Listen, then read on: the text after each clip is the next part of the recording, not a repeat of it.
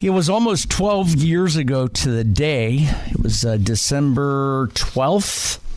It was or December 14th of 2012, and that was a day that I will never forget. It was Sandy Hook Elementary School shooting, because that occurred. What I won't forget about it is that kind of vaulted me onto the stage of doing talk radio, because it was a horrific event.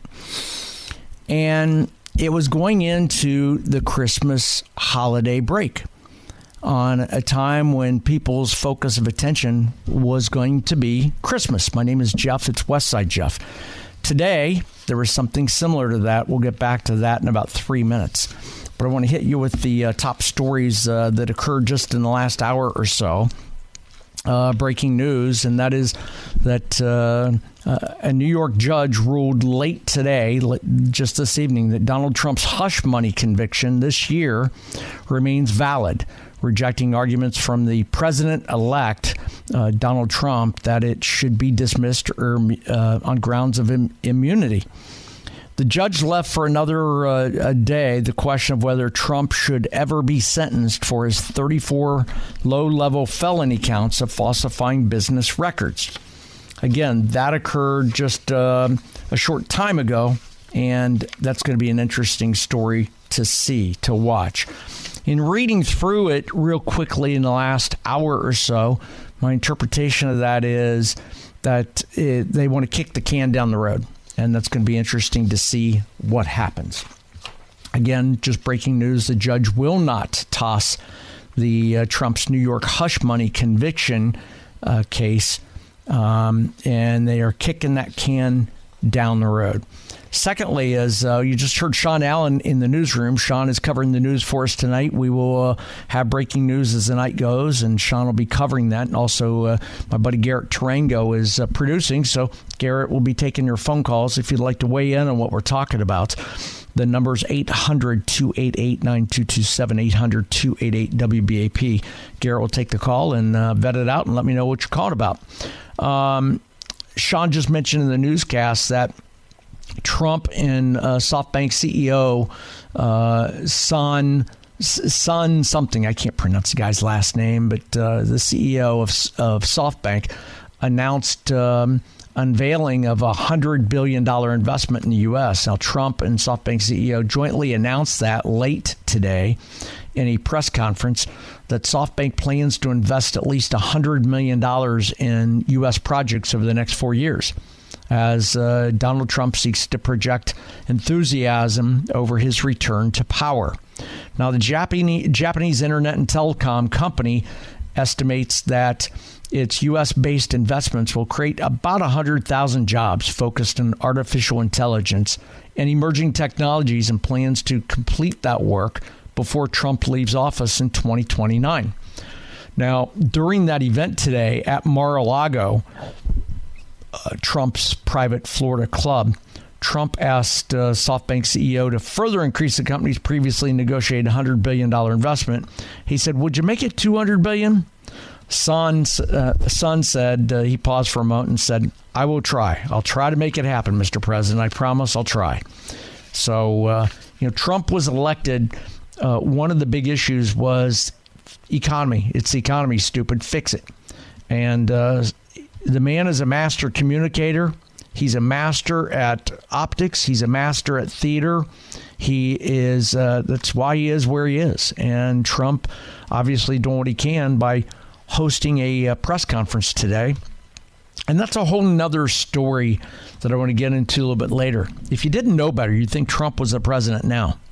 And I'll tell you why that's good and that's bad in the next half hour or so. But as far as the SoftBank CEO unveiling a $100 billion investment in the U.S., my 2 cents worth on that is the devil's in the details. It's real easy for a CEO to stand up there and say, yes, we're going to do that. But I wonder if 4 years from now, if I'm sitting here talking with you, if we can point back to the next 4 years and actually project that and see that and make sure that it really happens. But that was the announcement today. Trump did a press conference today. How good is it, by the way, Trump stood for about 70 minutes for a free-for-all press conference We haven't seen the president of the United States do that for quite some time. I can't tell you the last time I saw Biden do that, but Trump did today. And if you didn't know better, you'd think Donald Trump was the president based off of that.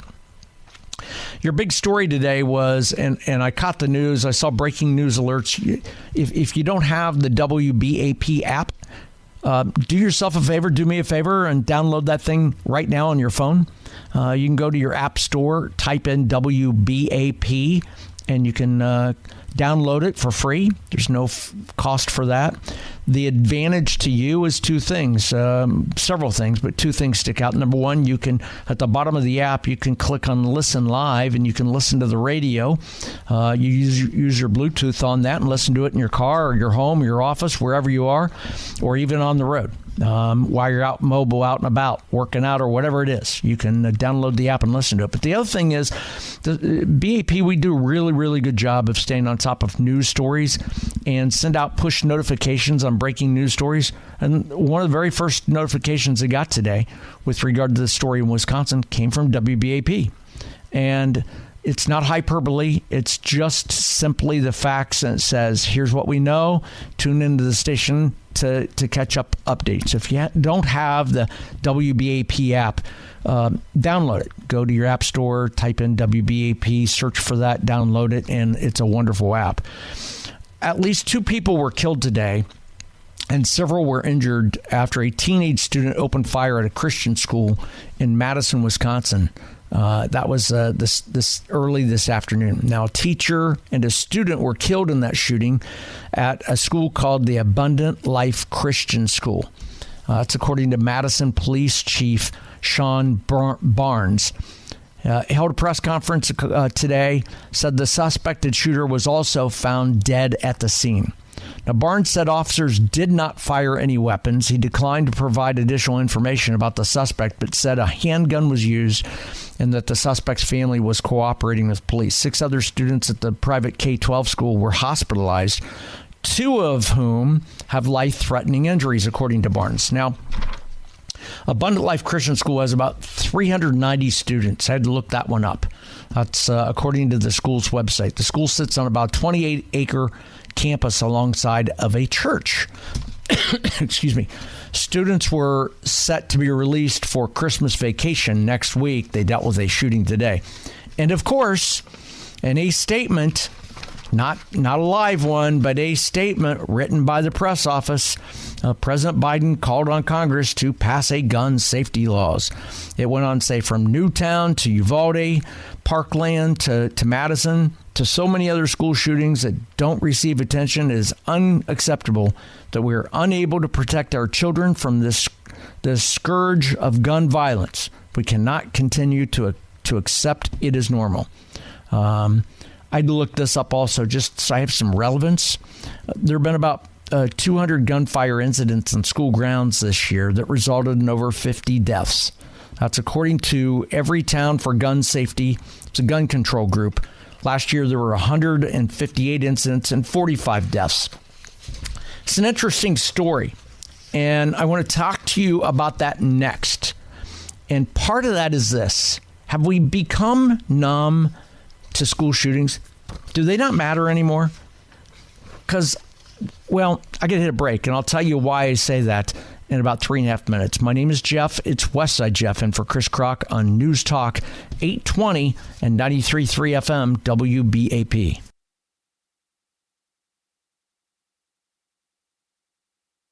About lunchtime today, or somewhere around lunchtime, I got the breaking news notification alert from WBAP about a school shooting, and authorities being called out in the state of Wisconsin.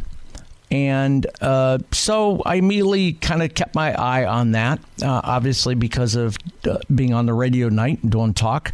Westside Jeff is the name, sitting in for Chris Crock. Chris is filling in for Casey as Casey takes the week off, and I believe he traveled out of town with his wife, Carrie Underwood, and not sure exactly where he went, but Chris is filling in earlier, and you got me at night, and I'll be in the next couple weeks filling in through vacation season.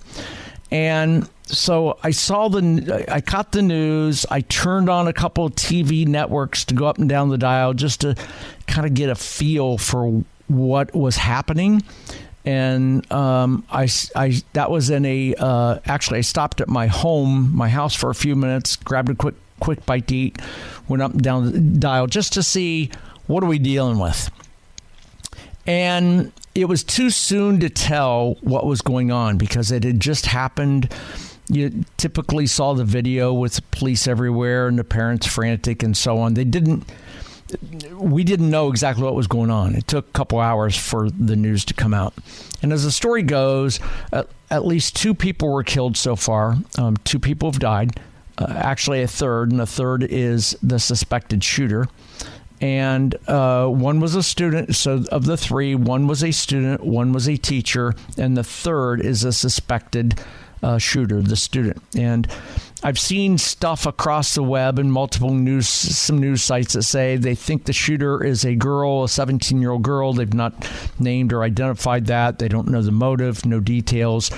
That will take time to be released, obviously. But what makes this story even more significant is it occurred at a Christian school, again in Madison, Wisconsin. Now, up until the shooting sometime last year at a Christian school in Nashville, my comment about these school shootings has been that our youth is troubled, obviously, in many areas. They're screaming for help for a bunch of reasons. And part of what you've seen in these school shootings is up until the Nashville and today, none of them were in religious schools. They weren't Catholic schools and private schools that built around a secular education. They were all public schools, big city type public schools. But we've crossed that barrier now to more the Christian schools, with 2 of them that I'm aware of, the one in Nashville and the one today at Abundant Life Christian School. And as the story goes, 3 people dead so far. 2 of them are still clinging on to life.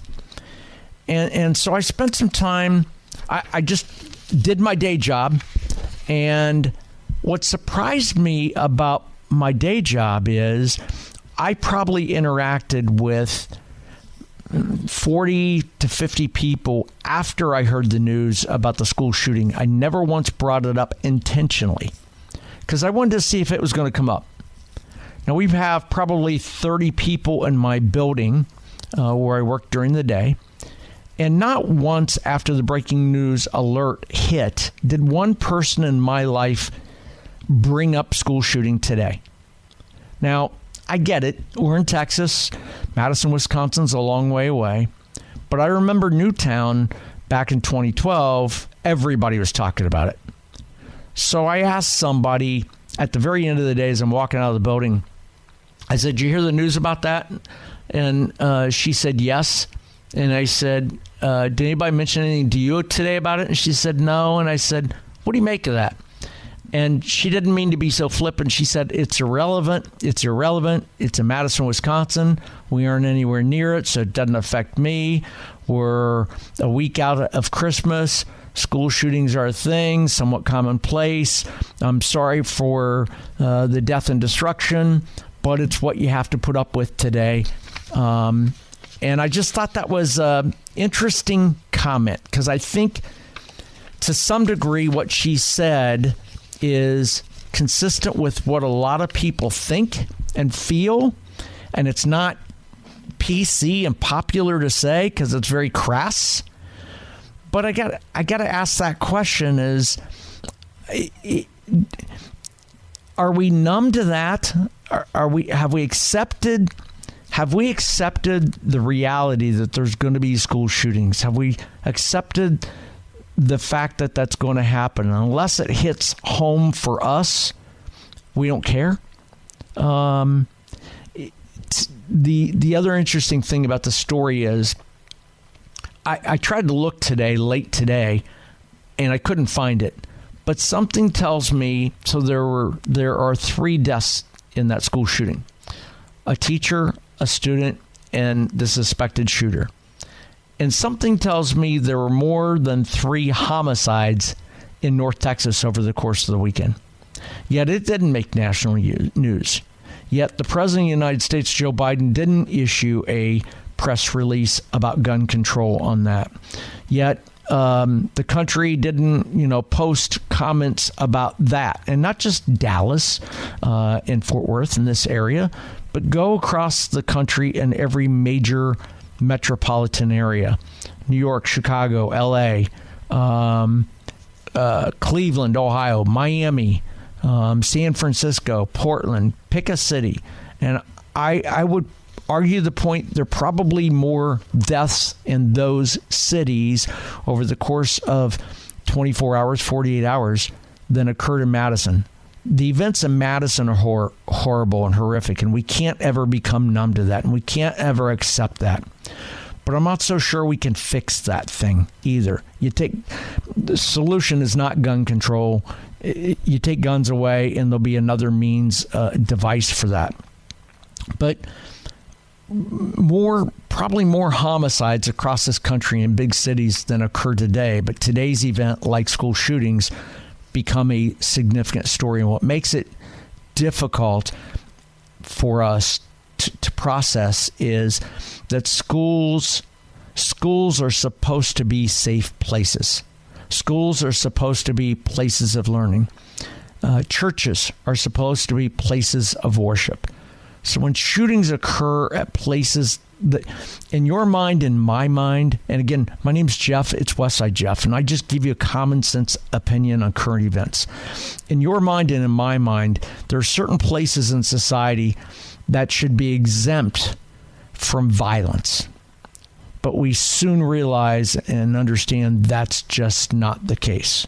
Again, 2 people shot down, dead today in a shooting in Madison, Wisconsin, in a Christian school. One was a teacher, one was a student. The third person is a suspected shooter. And I suspect as news comes out over the next 24, 48, 36 hours or so, we're going to find it's what I always say. It's like an onion. It's big, it's stinky, a lot of layers to it. And in the end, we're going to find out that there are people close to the shooter or that knew of the shooter that that had idea that something like this might happen and could have done something preemptively to avoid it, to minimize it, to impact it, but they didn't act. It's a shame, and nobody wins. It's a horrific event, but I got to ask, are we numb to those things? I'd like to hear your perspective on that. At 800-288-9227, 800-288-WBAP. Are we so numb to shootings in schools that did anybody talk to you about it today? If you're like me, nobody. That was very telling. My name's Jeff. It's Westside Jeff in for Chris Crock on News Talk 820 and 93.3 FM, WBAP.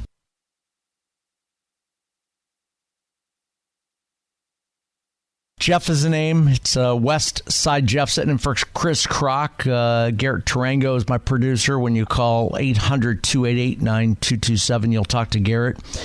And following the news, covering the news tonight, Sean Allen and John Ingham. We got you covered here tonight on WBAP. I mentioned a moment ago that my day job today, I was walking through the building. I saw TVs on during the news of a shooting in a school. I was out and about, and I stopped at home for a quick bite to eat. And as I did, I turned on the news and went up and down the dial to see what the latest was, what was going on with the shooting, to see how significant of a story this was. And I mentioned that throughout the rest of the day, not once did anybody bring up the story of the school shooting today. And that really surprised me. It really surprised me. I don't expect it to be like it was after Newtown. But what that tells me is that we don't view as Americans, we don't view as Texans, we don't view school shootings as we once did. And I got to ask that question, why? I mean, proof of that is that I think back in 2012, if I were sitting here having a conversation about Newtown, boy, the phone lines would have just been lit up. We'd taken hundreds of calls. Just talking to Garrett, producer, we're looking at the phones. We had a couple calls, not dozens, Just a couple. Like Mike from Dallas. Mike, thanks for listening. You're on WBAP with West Side Jeff. Thanks for calling. Oh, you bet. Oh, I hope you can hear me okay. I'm traveling down the highway here. I got you. Can you hear me okay? I do. Okay, here's the thing. Now, please try to understand what I'm saying. I'm not in support in any way, shape, or form of school shootings. I cry over this stuff. It breaks my heart. But here's the thing. The only reason, now, you got to try to understand this. The only reason school shootings were ever important or dramatized for a while anyway was because they're children. But listen, it doesn't matter. There is no safe haven. You were talking about maybe places should be safe havens, churches, schools. There are no safe havens. We live in a world of hate and sin, and people have become complacent to that. Look, I'm fired up about it. I've called your talk show. I've called a talk show maybe 3 times in my life. Okay, this is very important to me. But what can I, as an individual, do? The answer is little to nothing. Now, you explain to me why we don't have security in schools. They don't even know what security is. They say, oh, well, they don't have the budget for it, and it's going to cost too much money. Look, I watch them put up these humongous high schools, and they spend $3, $4, $5, $6 million on a high school stadium. The reason they build the stadiums is because it generates income, snack sales, and all that. It's based on money. Children getting shot doesn't make them any money. They don't care about it. Look at all the billions of dollars we send, and I'm not trying to turn this into a political issue and change the subject, but just to flip over just for a second, billions of dollars to Ukraine. What about the schools? Nobody cares. The people in charge, the people who are supposed to be in power, do not care because it doesn't generate money. It's exactly like, why does a teacher make next to nothing every year, but a football player makes multi-millions? It's because he generates income. The teachers don't generate income. Look, this whole world is based on money. It's a cat and mouse game. You got the good guys against the bad guys. The bad guys win. The good guys find a way to defeat it. Look, I do this every day of my life. This is what I do, okay? It's a cat and mouse game, and this will never get any better. And I just want to say one more thing here. President Trump said this. I've been saying it forever. It doesn't matter if you like President Trump, you hate his guts, you think he's a fool. It doesn't matter. He said one thing that affects everybody, but they won't open their ears. He said, the problem with these shootings is mental illness. 2 words, mental illness. You look at the reports, the statistics of people who are documented as psychotic and how many of them get treatment. Are you still with me? I'm listening. I just want you to voice your opinion. Don't want to interrupt you. You're on a roll. Okay, well, thank you. Like I said, I do this for a living. I was in the basement of an evidence room in the big courthouse in Dallas. The whole basement is full of what do you call them? Evidence for trials, upcoming past trials. You know, they present things. That room is full of shelves, full of shelves. I'm down there. I'm with the custodian. There's a small pile of guns. There's a few knives. You know what was on every single shelf down there? What's that? Every single shelf. Baseball bat. And I asked it, and I said, what's up with all the baseball bats? Said, #1 assault murder weapon in Dallas County.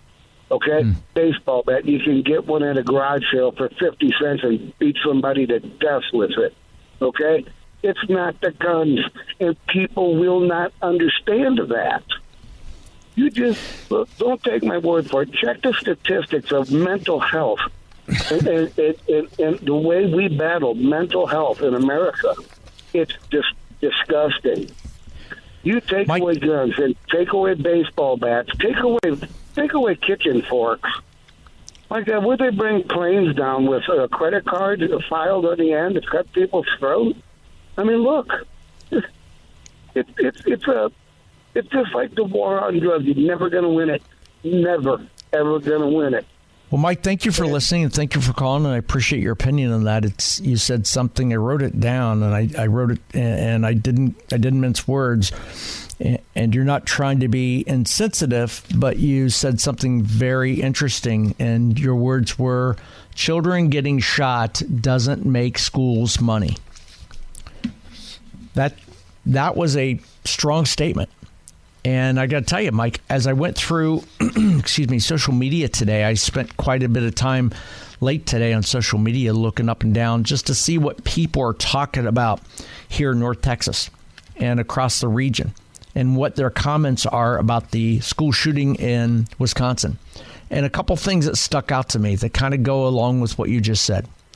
One was a person said, take your thoughts and prayers and shove them where the sun don't shine. We don't need thoughts and prayers. Gun owners need background checks, mental health evaluations, and gun control. You can buy a gun quicker than you can be seen by a doctor in the ER. Somebody else responded to that, said, I've had to do background checks every time I purchased a firearm. And somebody responded to that and said, funny. Because the current president didn't just pardon a drug addict, his son, for, wait for it, gun crimes and lying on background checks. Somebody else posted, I saw a post across the region here that somebody said, we need to arm teachers like Keller ISD has. And then the last post that stuck out to me that I made, I printed a copy of, a person said, the price of freedom is the occasional dead school children. And I just didn't sit well with me. But I don't know how to frame it differently, right? So my question for you, thank you, Mike, for calling, by the way. What's your perspective on this? Almost nobody mentioned the story to me today. I had to mention it to somebody else to hear it. Do you, in your life, do you think school shootings, something like that, is insignificant? And back to the one comment on social media, somebody posted, the price of freedom is the occasional dead school children. Do you agree or disagree? What's your thought on that? Is that harsh? Is it real? Is it not? What's your opinion? My name's Jeff. It's Westside Jeff. My number's 800-288-9227. 800-288-WBAP. You'll talk to Garrett, my producer, and we'll talk to you in about 4 minutes. My name's Jeff, Westside Jeff, and for Chris Kroc on News Talk 820 and 93.3 FM, WBAP.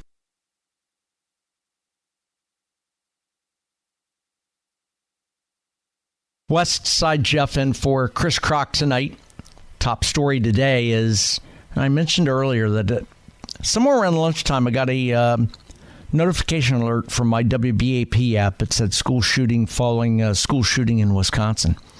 And I was really surprised through the rest of the day. Not one person, and I probably interacted with close to 40, maybe 50 people. Not one person mentioned it all day. Not one. And I thought that was odd because I go back to 2012 at about the same time. It was December 14th of 2012. The Sandy Hook Elementary School shooting in Sandy Hook, Connecticut occurred. And that night, that was kind of what vaulted me into radio. I happened to be at the right place and right time. Program director said, do a live show. I did. And it was a very powerful show. It was just, I could have gone 20 hours on that one because people just wanted to talk about it and wanted to discuss it and just needed an ear, needed to get it off their chest. Today, nothing. Zero, zilch, nothing. Not anybody, not one person said anything to me, and I found that interesting. And I asked the question for you, why? Have we become numb to it? We just took a call from Bill, who, like everybody would say, is it's a horrific thing and very saddened. And one of the things he said as he was going on is said children getting shot doesn't make schools money is part of the reason that is. And I was scrolling up down social media and I saw something that I thought was insensitive, but a person here in North Texas posted this on their wall that said the price of freedom is the occasional dead school children. And that just is sandpapery to me. It just doesn't sound right, feel right. Can't quite put my finger on it. But my question to you is that person, how do you feel about that? Is that person verbalizing on behalf of most people, or is that person wrong? The number is 800-288-9227. You can also hit me up across social media at Westside Jeff. But Bill from Weatherford just dialed 800-288-9227. Bill, thanks for listening. You're on with the Chris Crock Show and with Westside Jeff. What's your perspective? Hi, Jeff. I just checked in. I agree 100% with the majority of what that gentleman said earlier. What's our federal government? You know, each state's different, of course. And if you go to Kansas and some of the rural areas, they got more security than probably half the schools in Dallas, for example. But the federal government can spend all this money on taking care of this kind of people or that kind of people, and they can sell millions of dollars or billions of dollars of fences for discount to somebody. But what have they done to actually take action to prevent this type of stuff for the last 3 decades or 2 decades or whatever it's been? The Department of Education could have easily come up with enough training and knowledge and wisdom to teach the teachers to sit in a chair at every doorway. I mean, we got plenty of teachers. And don't let nobody in any doorway other than this one, and then simply have a means to detect weaponry as it's entering the premises. I mean, we don't want to lock down schools, but unfortunately, if that's the only way that you're comfortable with sending your kid to school, then that should be a direction that they would take. Anything possible to protect the children requires something for them to do, or it's going to cost money or whatever. You know, I don't hear the teachers' unions raising a bunch of cane. All the teachers' unions do is say we need to get rid of guns. You know, I don't understand how getting rid of guns or background checks is going to fit in this parameter, because this kid probably wasn't even old enough to have a handgun in Wisconsin. I think they got to be 21. So your perspective is metal detectors and a little more scrutiny, right, Bill? Well, I mean, there's 1,000 different ways to do it. I'm not saying metal detectors is the only way to do it. You could have hand wands, you could have whatever, but the fact of the matter is it's a school's responsibility to protect these kids, and they've been all, as far as the federal government, and then you run into some of the crazier schools. I don't know how to explain it, but there's good schools, there's bad schools, but they all want to blame something and not take control or responsible for preventing it from happening in the first place. Bill, thank you for calling. I appreciate your opinion on that. I hear you loud and clear, and I think parents are the same way. And I think there's a responsibility in the home, and I think my belief is that religion's a part of it. That we've just got to get back to families and a sense of family and a sense of a belief, no matter what your religion is. And I think that certainly helps curb it, but doesn't eliminate it. We got one open phone line, 800-288-9227. I've got several callers on hold. I got to hit top of the hour news. So you guys sit tight. I want to hear what you have to say. We'll catch you after the newscast.